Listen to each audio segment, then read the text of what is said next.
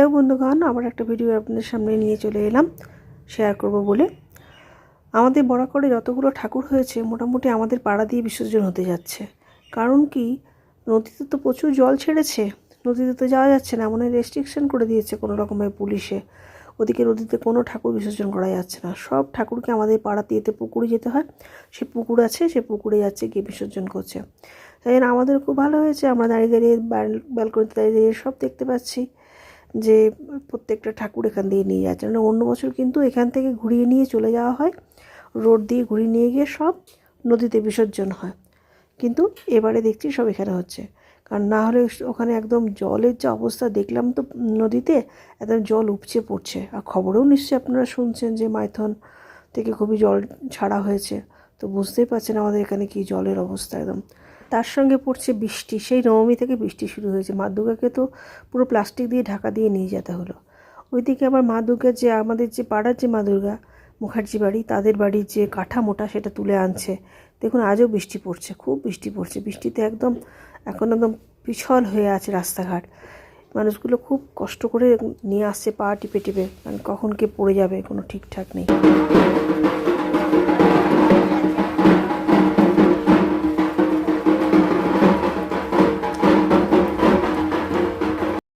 সোমবার দিন আবার মায়ের অষ্টমঙ্গলা আছে, তার আগে মাকে শুকোতে হবে।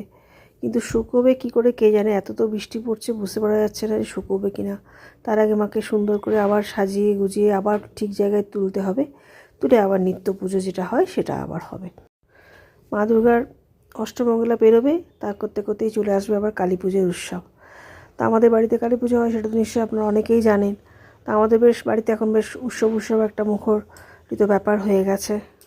এবার আমাদেরও অনেক কাজ, এবার মা কালীকে নামানো হবে, সেখানে গড়া মা কালীকে আবার নতুন করে গড়া হবে, মায়ের একটা মূর্তি তৈরি হবে সুন্দর করে। তো সেই নিয়ে আমরা এখন বেশ আনন্দে আছি। বাঙালির তো 12 মাসে 13 পার্বণ, যদি একটা না একটা কিছু না কিছু লেগেই থাকে। তো আমরা আশা করছি বৃষ্টি যেন তখন না পড়ে, বৃষ্টি পড়লে খুব মুশকিল হয়ে যাবে।